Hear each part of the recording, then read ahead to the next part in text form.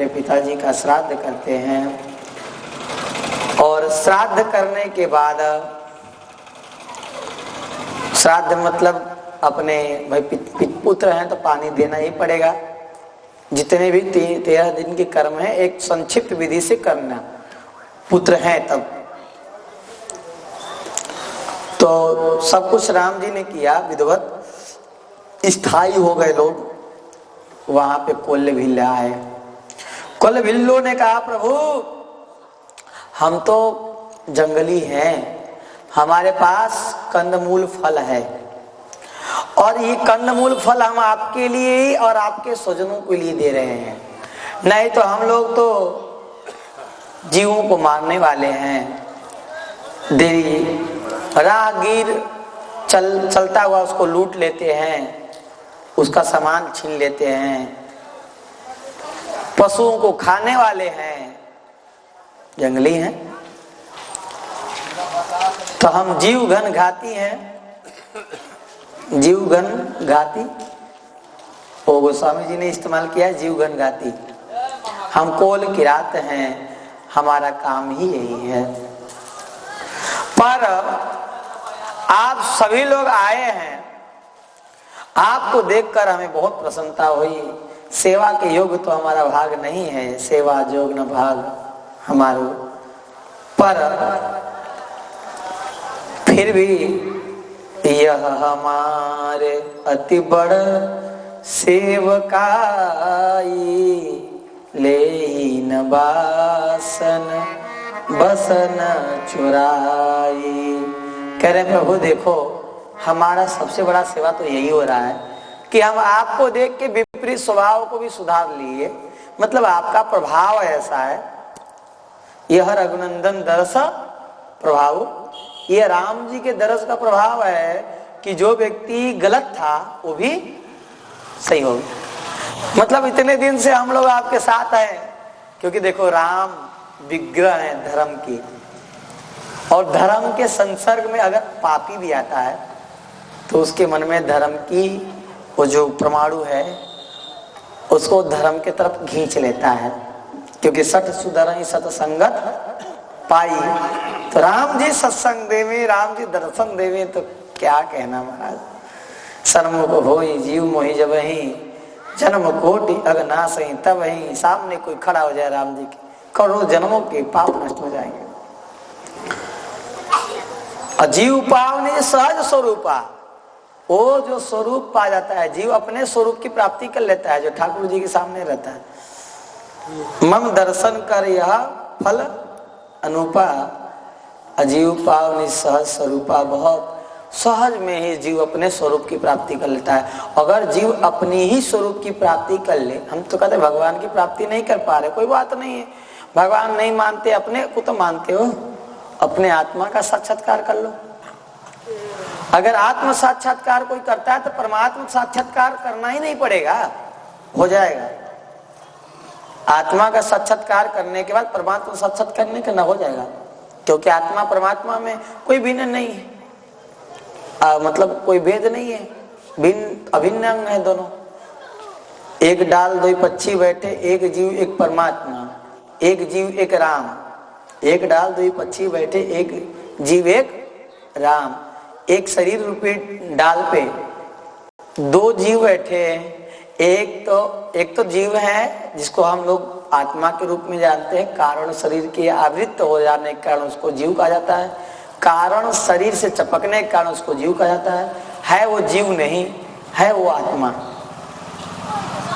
कारण शरीर के साथ रहता है, भटकता है 84 लाख योनियों में, इसलिए उसको क्या कहते हैं, उपनाम हो गया उसी आत्मा का, जीव।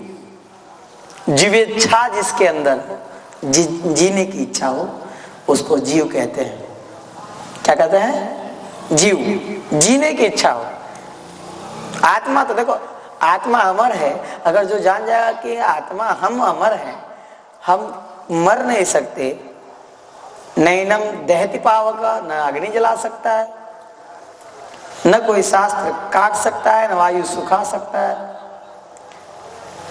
तो भैया अगर जिसको ये पता चल जाएगा वो फिर जीवेच्छा को त्याग देगा। नहीं समझा, जिस संत को या जिसकी अपनी आत्म स्वरूप की स्थिति हो जाएगी, वो जीने की इच्छा त्याग देगा, क्योंकि उसके लिए न जीवन है न उसके लिए मरण है, क्योंकि वो अखंड अनंत ब्रह्मांड नायक का स्वरूप है, सच्चिदानंद है, अविनाशी है। और जो अविनाशी है उसको किस बात विनाश का कोई डर नहीं है।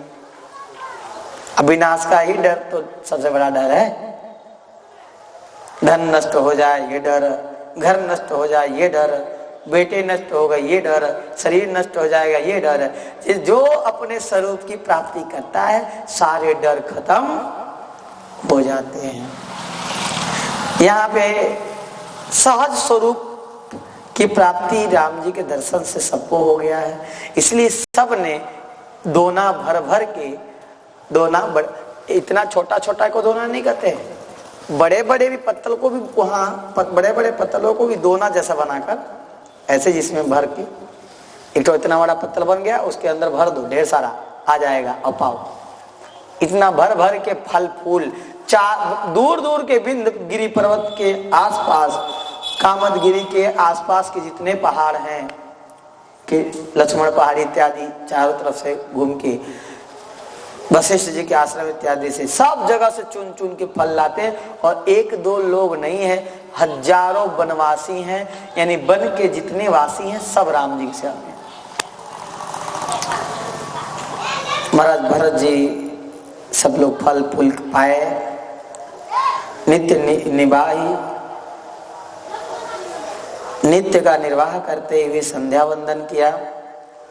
अच्छा, वो डेली पूजा करते पंचदेव उपासना, गणप गौरी त्रिपुरारी तमारी, गणप गौरी त्रिपुरारी तमारी, गणप गौरी त्रिपुरारी तमारी, अपुनि रमा रमन पद बंदी बहोरी, बिनमहु अंजुल अंचल जोरी।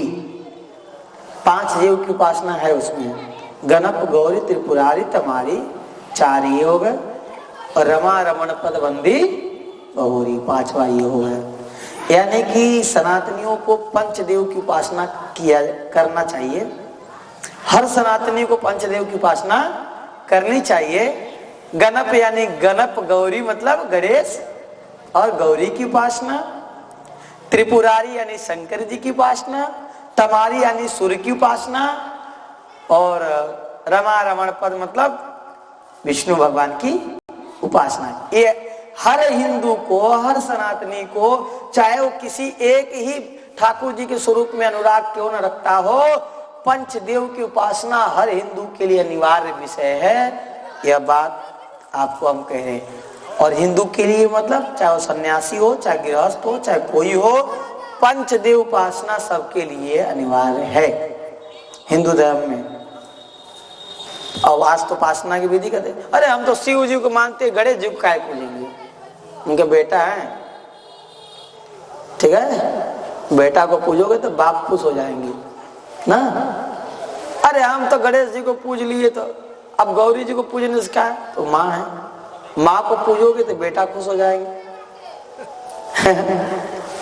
अच्छा चलो हम गणेश जी, गौरी जी, शंकर जी को पूजे, सदानंद को क्यों पूजे?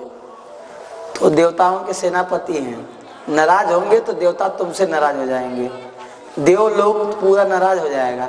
इसलिए देवता प्रसन्न रहे, तुम्हारे शरीर के अंदर अंग अंग पर बैठे हुए देवी देवता प्रसन्न रहे, इसलिए सदानंद की पूजा करो। अच्छा चलो इनकी पूजा कर ली, नंदी की पूजा क्यों करें?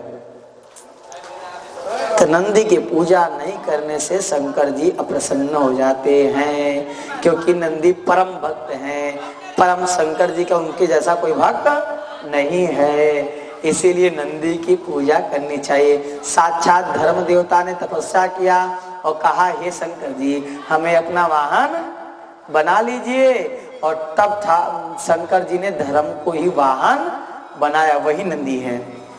इसीलिए जहां भी सांड दिखे, जहां भी सांड नंदी दिखे, भगवान शंकर का सवारी मान के कभी छूना नहीं चाहिए। आज के लोग जहर छिड़ देते हैं, कहीं मर जाते हैं नंदी, लोग लदवा दे रहे, हिंदू ही लदवा दे रहे नंदियों को, काटने के लिए कसाई लेके चले जाते हैं। नंदियों की उपासना ही छिन्न भिन्न हो गई। नंदी की उपासना करनी चाहिए। लिखा जिसके घर पे नंदी की उपासना हो रही वो धर्म की उपासना करता है, पूरा धर्म की उपासना करता है। आज हिंदू धर्म से विमुख क्यों हो गया? क्योंकि वो नंदी से विमुख हो गया, और नंदी से विमुख हो गया तो धर्म से विमुख हो गया। शंकर जी का श्राप हिंदुओं को लगा हुआ है। क्या कहें, तुम लोग गौ हत्या के भी श्राप से श्रापित हो, हर प्रकार से हिंदू श्रापित है, इसलिए उसको धर्म में अनुराग उत्पन्न नहीं हो रहा है।